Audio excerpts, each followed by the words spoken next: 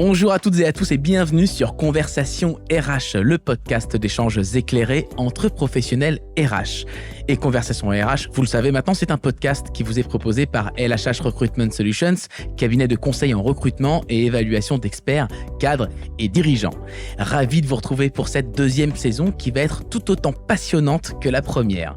Nous évoquerons dans cette saison notamment le sujet du burn-out, de la folie du marché du recrutement tech, du recrutement des seniors, de l'impact Web 3.0 et du métaverse dans les process de recrutement. On va parler de l'éthique, de la gestion de crise. Bref, abonnez-vous si ce n'est pas encore fait à Conversation RH pour ne rien rater de ces échanges passionnants. Et alors aujourd'hui, dans cet épisode, nous allons réfléchir à une question centrale pour l'entreprise. Nous allons parler de son attractivité et des différents leviers pour mieux fidéliser ses salariés et attirer de nouvelles recrues. Nous verrons que l'attractivité est associée à la culture managériale de l'entreprise, mais aussi à sa marque employeur, à la qualité de vie au travail, à la culture managériale bien entendu et plus globalement à un projet global, une vision claire. Alors quelle stratégie mettre en place en interne comme à l'externe pour améliorer l'attractivité de son entreprise ? Réponse dans cet épisode au cours duquel j'ai le plaisir de recevoir Guillaume Vigneron. Bonjour Guillaume. Bonjour. Guillaume, bonjour, tu es président directeur général de la Super Agence qui fait de la communication digitale orientée sur les sujets de recrutement avec un concept un peu particulier de d'inbound recruiting qui est finalement le parallèle de l'inbound marketing mais appliqué au recrutement si j'ai bien compris. C'est exactement ça. On utilise une technique assez nouvelle pour l'attractivité des leads commerciaux et on l'adapte, il faut une forte adaptation pour le monde du recrutement pour faire venir des leads de candidature. Bon, on va en parler justement, oui, comment on attire des potentialités de candidature. Merci d'être avec nous. À tes côtés sur ce plateau, Nicolas Guillaume. Bonjour Nicolas. Bonjour. Nicolas, bonjour. Tu es directeur des opérations chez LHH Recruitment Solutions sur l'Île-de-France. Si on peut résumer ton périmètre d'activité, c'est sur l'Île-de-France, sur les opérations courantes. Tout à fait, sur différents métiers, que ce soit les métiers du sales marketing ou les métiers plutôt techniques, industrie, supply chain. Écoutez, je pense qu'on est prêt. Conversation RH, les clés pour une meilleure attractivité. C'est parti. Merci à tous les deux d'être avec nous. Déjà, première question, pour quelle raison cette question de l'attractivité vous semble essentielle à tous les deux, Nicolas ? Elle est essentielle actuellement parce qu'on est sur un marché de pénurie, qu'on soit sur des fonctions non cadres, où on voit qu'il y a, même s'il y a un peu de chômage encore en France, il y a une vraie différence entre les compétences qui sont recherchées et les compétences qui sont offertes sur le marché de l'emploi. Donc il y a une vraie dissonance sur ce marché-là et sur le marché des cadres. Là, on est sur une situation de plein emploi, puisqu'on a moins de 4% de chômage des cadres aujourd'hui en France. Et donc, on a de la pénurie. C'est-à-dire que la compétence n'existe pas suffisamment aujourd'hui sur le marché. Donc, chaque entreprise doit se montrer sous son meilleur jour pour attirer les meilleures compétences. Ouais, donc c'est pour ça que c'est essentiel. On ne joue plus que sur des leviers financiers, on doit jouer aussi sur l'attractivité au sens large. Exactement, la rémunération est un critère du choix, évidemment, et il est souvent central à la fin de la négo. Pour autant, c'est pas le critère principal. Ouais. Aujourd'hui, on verra peut-être tout à l'heure, mais il y a beaucoup d'autres sujets qui vont faire la décision pour un candidat. Bon, on va parler tout à l'heure, bon teasing. Guillaume Vigneron, pourquoi c'est essentiel d'en parler aujourd'hui, ici et maintenant ? Alors, pour moi, c'est une question qui est urgente depuis quasiment 30 ans. Ah oui, donc c'est pas que ici et maintenant. Non, c'est pas que ici et maintenant. Ça n'a jamais été aussi prégnant, ça n'a jamais été aussi important, probablement vu la situation, le contexte actuel, on va probablement développer ça. En réalité, les questions d'attractivité et l'enjeu que ça représente pour les entreprises est vraiment apparu, on va dire, à la fin des années 90, début des années 2000, avec d'ailleurs le concept même de marque employeur, qui date de cette époque-là, à peu près, vers 96. Et c'était au moment de la première révolution digitale. Il y a eu depuis en fait un changement de paradigme qui s'est instauré avec notamment dans les populations de techniciens informatiques la nécessité de se différencier de ses concurrents sur le marché du recrutement. Et comme ça, depuis 30 ans, on met en place un certain nombre de stratégies, de tactiques, de méthodologies pour réussir à attirer des candidats. Mais là, l'instant actuel, il est vraiment décisif. Parce qu'on est à un moment exceptionnel et pas seulement pour le monde du recrutement. Ouais. Pour le monde de l'économie, d'une manière générale, je pense qu'on va avoir l'occasion de développer ça. On va rentrer tout de suite dans le cœur du sujet. Quels sont les leviers pour l'un et l'autre qui permettent de rendre son entreprise plus attractive en interne ? Nicolas. Alors, en interne, c'est plutôt pour garder les candidats, mais aussi en externe pour... Il y a les deux, c'est-à-dire qu'effectivement, il y a un sujet de mobilité interne et de rétention, l'attractivité qui peut jouer un rôle là-dessus. Et puis après, on parlera de l'externe avec les candidats. C'est certain. Le meilleur moyen de ne pas avoir à recruter à l'externe, c'est de ne pas faire partir ses collaborateurs. Ça, c'est certain. Et en termes d'attractivité aujourd'hui, de rétention, je pense qu'un des sujets principaux est que l'entreprise sache donner du sens à son activité, qu'elle puisse développer une vision, peut-être même parfois une mission. On a vu des entreprises devenir des entreprises à mission, donc statutairement, dans leur statut juridique. Plus on arrive à donner du sens aux candidats, plus ils souhaitent rester, s'investir dans cette entreprise-là. Je pense que c'est un sujet clé. Est-ce que la transparence dans l'entreprise, c'est quelque chose qui est de plus en plus demandé par les salariés en interne ? Oui, d'avoir une bonne visibilité de ce que sont les valeurs, mais les valeurs réelles, parce que on observe que le travail sur les valeurs est fait depuis plusieurs années dans quasiment toutes les entreprises. Pour autant, c'est parfois un peu galvaudé, c'est-à-dire que certaines entreprises peuvent vouloir développer des valeurs, mais avoir du mal à les mettre en adéquation avec leurs pratiques managériales au quotidien. Je pense que le sens, les valeurs sont quelque chose d'essentiel et passent notamment sur le travail sur la culture managériale de l'entreprise. Ouais, la culture de l'entreprise, une culture forte, ça fait partie des leviers, je crois, Guillaume, qui sont importants à tes yeux. Absolument. Les leviers internes sont les premiers leviers de la marque employeur. Il y a une expression que j'aime bien d'un article qui vient de Thomas Chardin de Parlons RH, qui est la marque employeur, c'est le bifidus actif de l'entreprise, c'est-à-dire que ce qui se passe à l'intérieur se voit à l'extérieur. Et ça, je suis absolument convaincu de cette notion-là. Didier Pitlet, qui est aussi le monsieur marque employeur en France, qui a même déposé le concept, explique que c'est vraiment la culture d'entreprise qui est le socle sur lequel on va générer de l'attractivité à l'extérieur, à travers des actions de communication, mais aussi à travers le bouche à oreille. Il y a énormément de leviers justement qu'on peut actionner, mais effectivement, tout part de non seulement de ce qu'il y a au niveau managérial, au niveau des formations proposées, au niveau des outils à disposition, enfin tout ce qui permet à une personne de travailler dans des conditions saines, agréables, et ça après le faire savoir. Donc le faire savoir, c'est le travail que nous on met en place, c'est-à-dire on est capable de dévoiler un peu les atouts, la richesse cachée d'une entreprise, mais effectivement tout est à la base la réalité et surtout l'idée, c'est de ne pas trahir. Il faut révéler ce qui existe déjà, ce qui est un peu enfoui, c'est exactement. ça. Et surtout ne pas mentir. Ouais. À mon avis, encore cette transparence qui est importante. La transparence, c'est que si vous commencez à vous survendre par rapport à une réalité qui n'est pas perçue par vos collaborateurs, il y aura une dissonance cognitive et ça peut vous faire très très mal sur le long terme. Donc ça, c'est aussi ça la réalité. C'est qu'il faut être capable de dire voilà qui on est, voilà comment on travaille. Et peut-être aussi ne pas hésiter parfois à parler de ses propres limites. Ouais. Ça, c'est quelque chose qui serait, à mon avis, on n'est pas encore là en termes de maturité. Mais ça serait l'aboutissement d'un travail de transparence totale, oui, en fait. Oui, parce que maintenant, les candidats sont aussi des gens qui sont très au fait de ce que c'est la communication. Ils ne croient plus en une communication lisse et sans aspérité. On parle beaucoup de l'authenticité du message. Et pour cela, ils ont besoin d'avoir aussi des échanges réels avec des collaborateurs, avec des ambassadeurs de marque employeur et avec une vraie démarche. Nicolas, Guillaume ?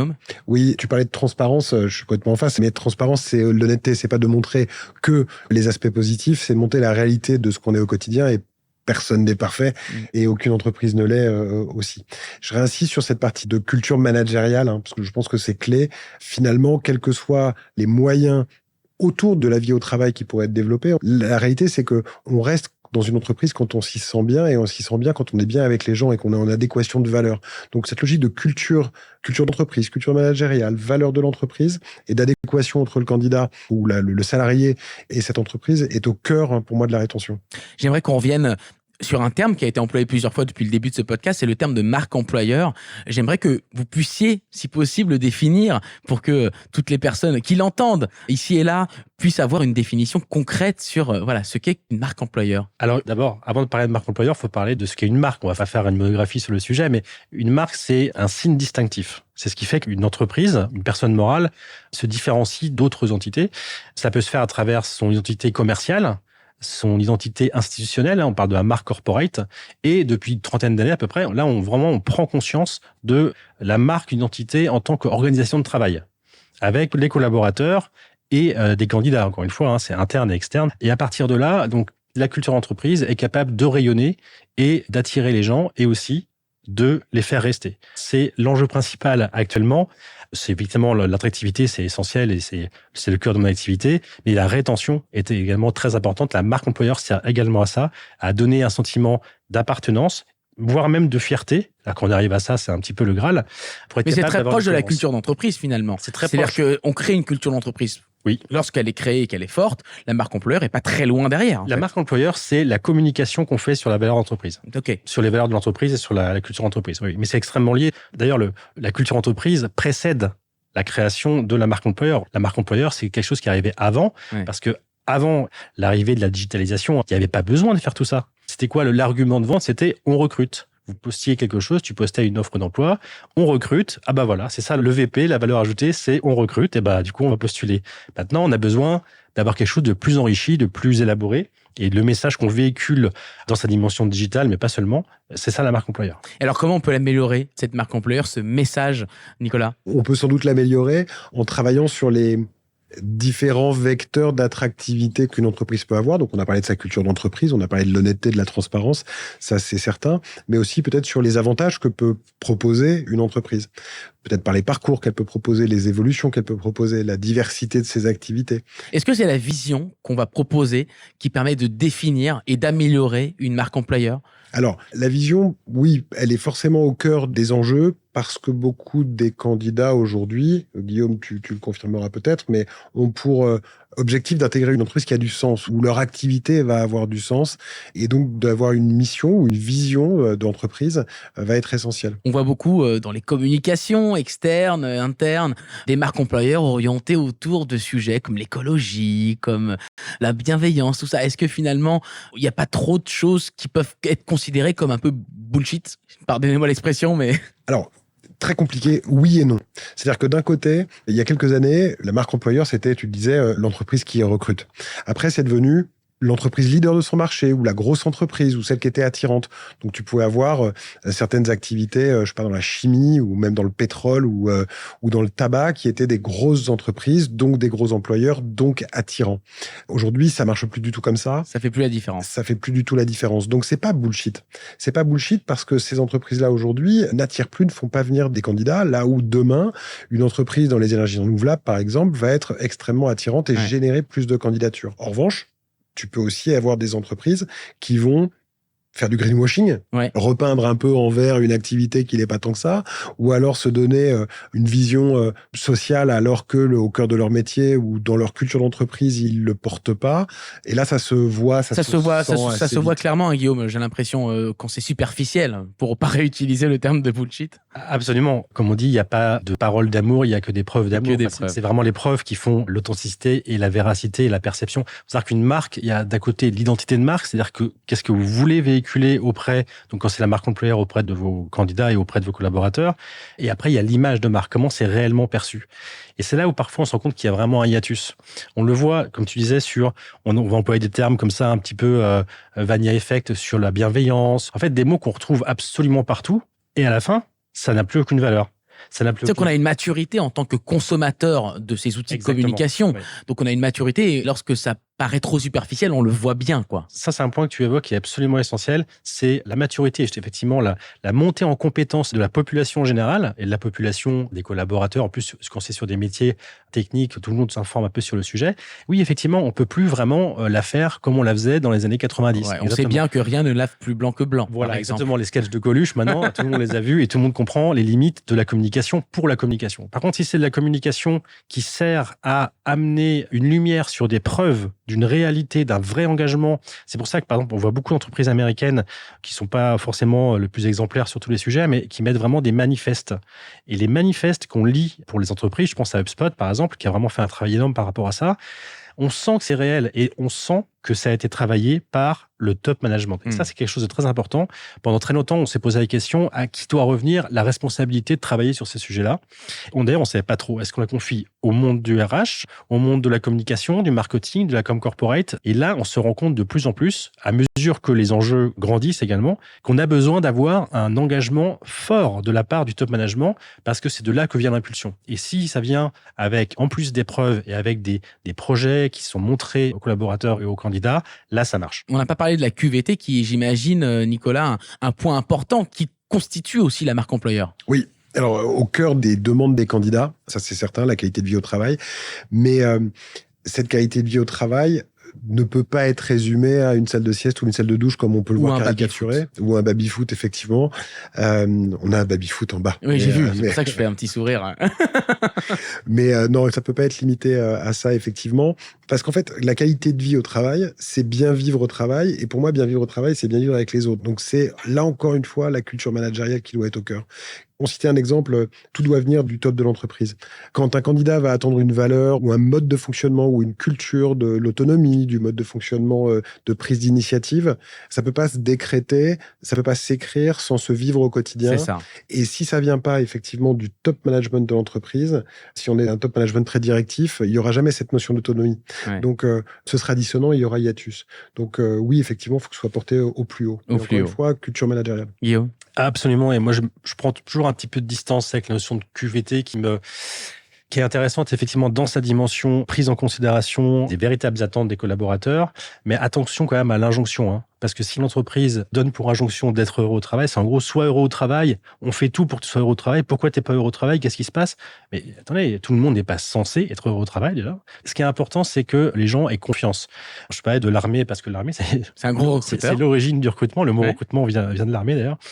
Et vous savez, quand on envoie des soldats au combat, ils risquent quand même leur vie. Donc, en termes de qualité de vie, vous voyez, c'est un peu limite. Mais pourquoi ils le font? Ils le font parce qu'ils ont confiance dans leur commandement, ils ont confiance dans l'équipement, ils savent qu'ils sont back-upés à toutes les étapes de leur mission. Et donc, ils le font. Vous voyez, je prends un exemple un peu extrême pour qu'on comprenne bien. Mais c'est ça les véritables enjeux de la QVT, ce qu'on appelle, c'est la capacité à sentir qu'on est écouté par son management, qu'on est considéré pour ses résultats, qu'on est considéré par rapport aux formations qu'on met en place, qu'on a des bons outils pour travailler et que voilà, les capacités qu'on a en interne de bien travailler sont là. À partir de là, tout ce qui est baby-foot, c'est du nice to have, mais c'est pas du tout ça la QVT. Et là, on parle de QVT, et il y a une équation un peu compliquée là, à résoudre entre le besoin d'être en télétravail de plus en plus, affirmé par les collaborateurs, les collaboratrices, et installer des baby-foot pour en parler, mais c'est pas que ça, on est d'accord, la qualité de vie au travail, des beaux bureaux, des belles installations. Comment on peut résoudre cette équation complexe ? Alors, c'est une vraie problématique. Je pense que là, on a un équilibre à trouver, sans doute dans le dialogue social aussi, hein, dans l'entreprise, et une responsabilité commune entre l'employeur et les salariés pour trouver ce bon équilibre. C'est-à-dire qu'on ne pourra pas avoir des bureaux pour chacun, de refuser le flex office, une salle de sport, une salle de sport, et que chacun ait son bureau où il va jamais être, ou en tout cas où il va être 2 fois par semaine, parce que 3 jours par semaine, il sera vide ce bureau. Et c'est pas même écologiquement, si on cherche le sens RSE de la chose, ça va pas. On paye de la clim pour des bureaux vides toute la journée. C'est pas très responsable non plus. Donc, il y a un équilibre à trouver. On n'y est pas encore. Mais je pense qu'à travers un dialogue social un peu avancé, dans certaines entreprises, on devrait arriver à trouver cet équilibre-là. Et donc, ça veut dire peut-être aussi changer la manière de communiquer en interne, en externe. On ne communique plus avec des espaces physiques, mais on communique différemment. Exactement, rejoindre cette capacité à faire une synthèse entre le monde d'avant, c'est-à-dire le monde d'avant Covid, où la semaine de travail était agencée du lundi au vendredi avec des déplacements quotidiens, avec le fait de repenser l'organisation et aussi, encore une fois, le fait de le faire savoir. De dire, voilà, maintenant, on a une clarification de notre organisation, une clarification de nos principes managériaux, parce que ça oblige aussi, on en parle aussi souvent, l'arrivée comme ça, brutale, en tout cas très, très immédiate du télétravail dans nos vies, a obligé énormément de gens à repenser leur management. Eh ben, qu'est-ce qui en est sorti ? Qu'est-ce qui en est sorti du dialogue social, comme tu disais, Nicolas, et comment on est capable maintenant de le formaliser auprès des candidats en disant voilà comment chez nous ça se passe. Et si c'est clair pour le candidat, si vraiment ça a été quelque chose qui a été validé par les partenaires sociaux et par tout le monde, ça c'est un vrai argument pour moi d'EVP, c'est de Employee Value Proposition, donc c'est l'argument de vente en fait de la marque employeur. Ça c'est vraiment un argument de vente qui est démontrable, sur lequel on peut communiquer, sur lequel on peut écrire, faire des vidéos. Oui, c'est absolument essentiel. Alors, puisque tu parles de l'armée, j'ai envie de te parler de Top Gun 2 et de Top Gun, puisque effectivement, j'ai été voir le film et ça m'a donné presque envie de m'enrôler dans la Navy. Encore faut-il que j'ai la green card, etc. Mais ça, c'est un autre sujet. Mais est-ce que c'est de l'inbound recruiting, ce qu'ils font avec ce type de film? Je sais que l'armée, du coup, est partenaire du 2e opus. Est-ce que c'est ça de l'inbound marketing? Oui, c'est effectivement une forme d'inbound recruiting. Comment on pourrait définir, du coup c'est ça, c'est de la production de contenu qualitative qui permet... Alors, attention, parce que là, en l'occurrence, il y a quand même pas mal de propagande. Faut pas aller trop... Ils m'ont eu. Ils j'ai été conquis, moi. Mais là, l'anecdote qui est marrante par rapport à Top Gun, c'est que le premier Top Gun était pas du tout soutenu par l'armée. Ils pensaient que c'était plus un danger qu'une opportunité. Ils se sont rendus compte que la Navy a enregistré énormément de candidatures spontanées après ce film. Et là, ils ont commencé à entrer dans un nouveau schéma, justement, alors, non seulement il y a eu les films, alors ça, on voit toute la filmographie qu'il y a eu par la suite, sponsorisée par l'armée américaine. Ils ont même fait des jeux vidéo, Army of America. qui a très bien fonctionné, un FPS qui fonctionnait pour attirer aussi des...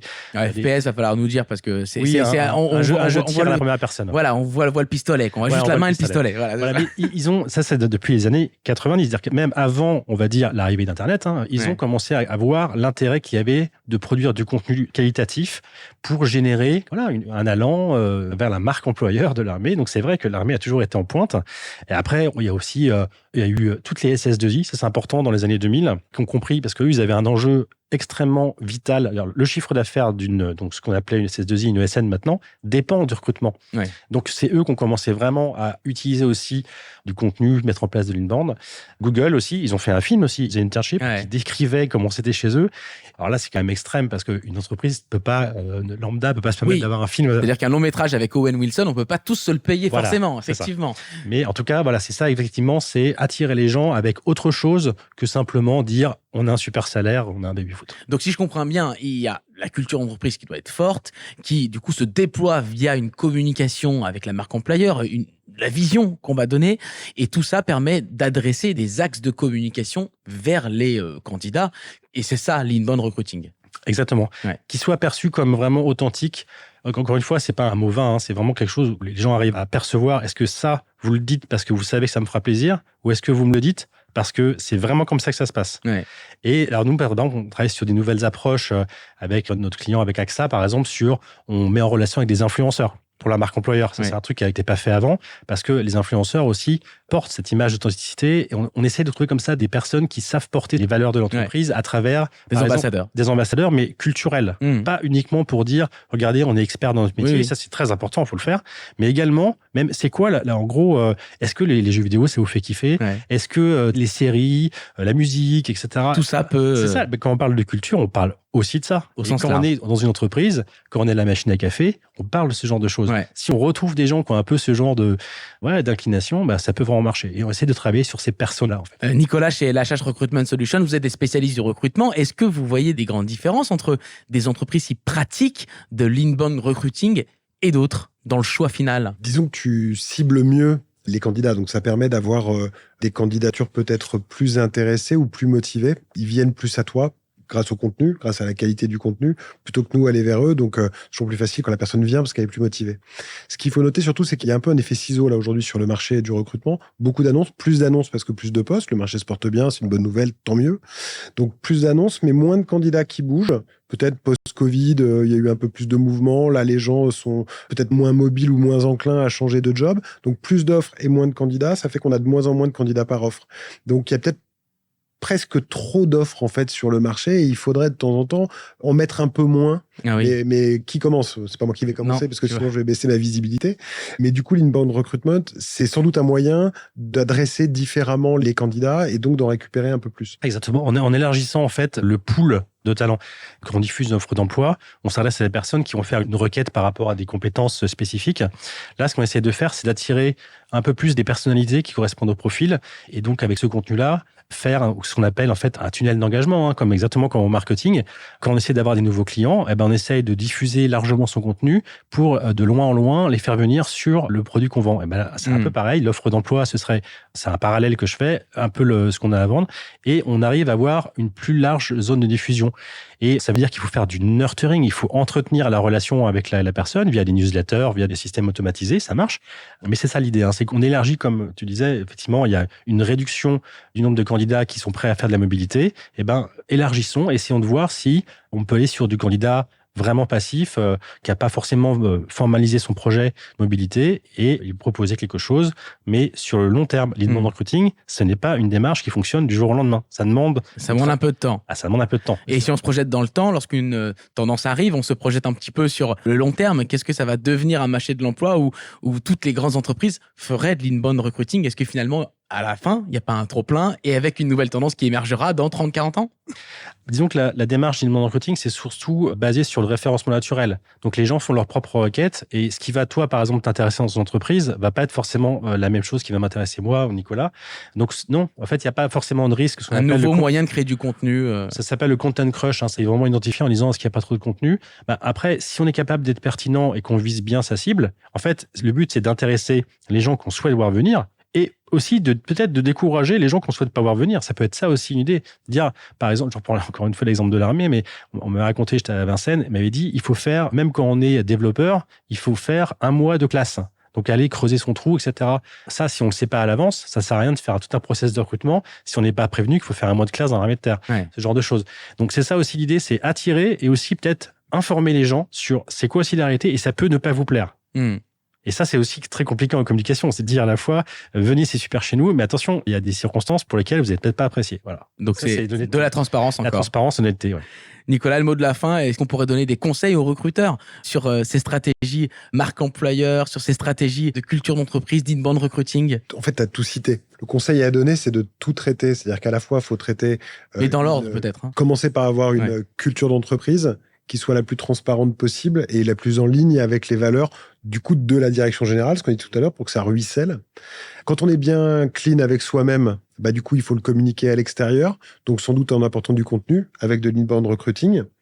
Et puis, s'appuyer sur des cabinets de recrutement, évidemment, pour aller chercher aussi quand même la compétence à l'extérieur potentiellement.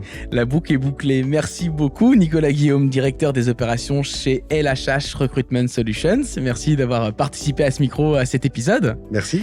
Et merci également Guillaume Vigneron, président, directeur général de la Super Agence. Merci beaucoup. On en a appris beaucoup sur plein de choses, sur l'inbound recruiting entre autres. Et merci à toutes et à tous de nous avoir suivis pour ne rien rater de ces échanges passionnants comme aujourd'hui. N'hésitez pas à vous abonner pour être tenu au courant des prochains épisodes de Conversation RH, le podcast d'échanges éclairés entre professionnels RH. À très très bientôt.